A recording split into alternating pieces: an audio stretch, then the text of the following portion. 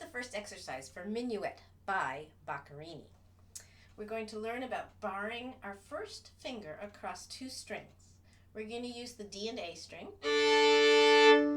and that's called a double step when we put the two strings together.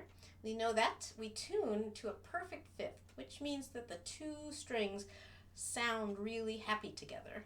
Well, we're going to make that same thing happen with the first finger by putting it across strings, those two strings. So I'm going to show you this way. We're going to bar the finger across by covering the two strings, but not making the knuckle go down. So we want that space under this finger. We don't want to smash the knuckle down. So we're on the tip of the finger and we're up in a square. Okay. So knowing it's a perfect interval, we're going to listen for the two notes to sound really good together. If they're not, I want you to pick up your finger and reset at a different angle. So you're going to turn your finger one way or the other. Not very much, just a little. So let's see how successful I am. I got it on the first try. Okay, so listen.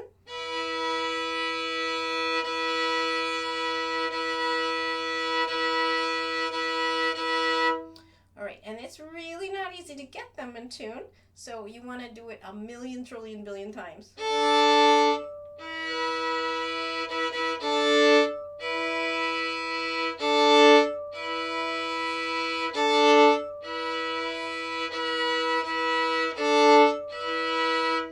Took me a while to find it all the time when I was your age. So I want you to really make sure that you're at the same angle, that you're dropping your finger the same way each time when it's in tune. If it's not in tune, you might have to turn your finger a different direction. So one time your fingernail might point to your left ear, the next time it might point to your nose.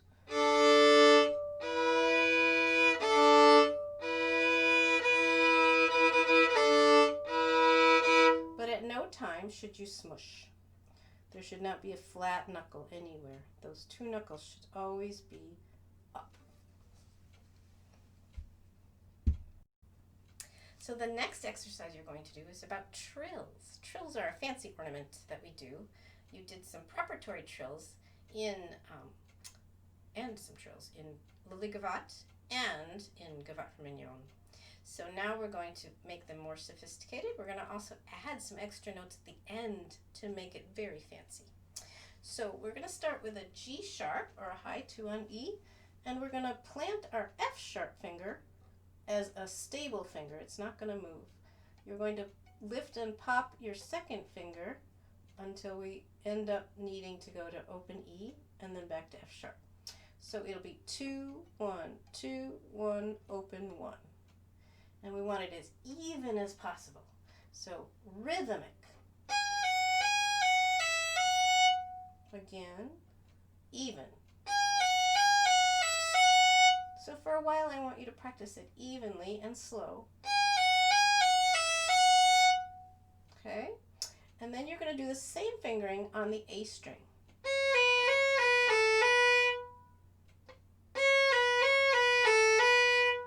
The next step is to go faster with the metronome. So maybe you start the metronome at 60 and you go tee-da, tee-da, da-dum, tee-da, tee-da, da-dum, 1, 1,000, 2, 1,000. You might do it that slow. And then you might move the metronome up a few notches and get it faster. All right, so our end result that I want you to aim for is about that speed. Making sure that first finger stays nice and tall and down on the string. Or on the A string, the first finger stays down. And that's your next exercise. The third exercise is going to be about slurring from open E to a low 4. In this case, it's E to D sharp, but we're going to use our fourth finger instead of our high 3. We're going to do that because we need the third finger in its regular place, but on the E string. So we are going to learn a low 4 for this song. Not that you didn't do it before, but we're going to do it. So you'll play E, and then your low 4 is right next to your 3.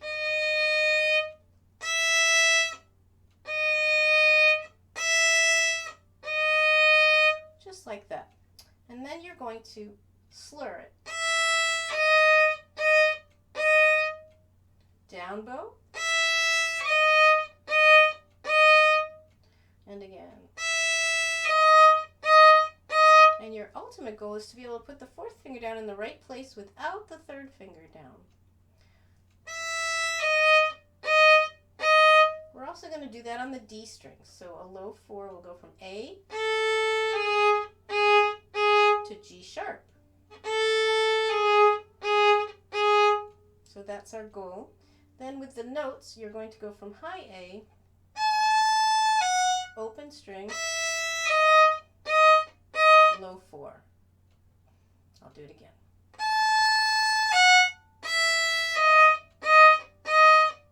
And then you're going to do the same thing starting on 3rd finger on the A string, going to the D string. And we have to make sure those are in tune as well. Notice that I started up bow for the pickup, which is the dee-da, and then I went down, up, down, and that's your last exercise. Well, in order to play the last exercise in tune, I want you to also know where your high A is, and that you cross your pinky to the A string, and it's right next door. And the interval we should hear when you put them together with your bow, both the A string and E string, is a very, very strange pitch, right? It's called a diminished fifth. So it's a very small interval for for those two notes. They're very close together in the fingers. It's 3 again, high A, and then your low 4 gives you the D sharp, and you put them together.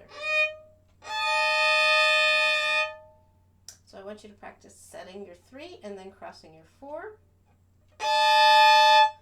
Set your 3 and cross your 4. And see if you can get that 10 times in a row in tune.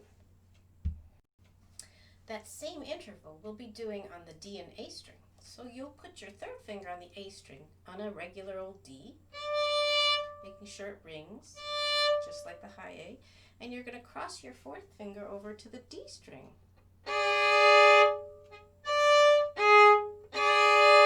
So I want you to also listen for these two notes to be very in tune. It's very important where we put the bow in this piece so that we have enough bow for different parts of the music. It's also important that we use our 4th fingers, our pinkies. So I'm going to play the first section for you, and I want you to pay attention to where I am in the bow, and then also pay attention to my pinky when I use my pinky. Let's see if I can keep it here. All right, I'm going to start at the beginning.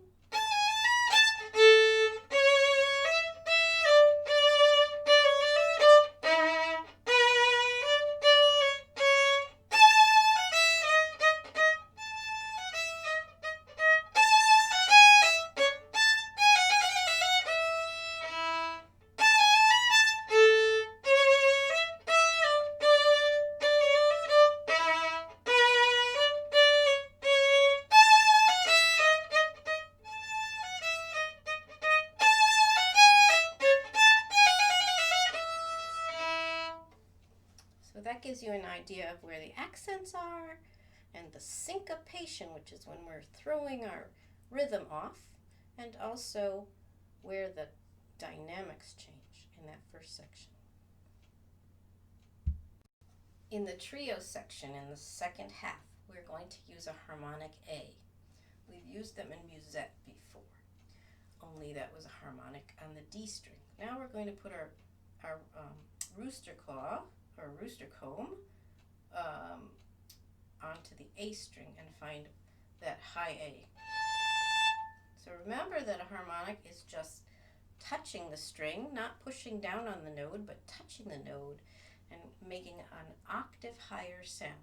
So if you play open A, and then you put your fourth finger, all your fingers stretched out, and you put your fourth finger down from third position, you're going to have that harmonic.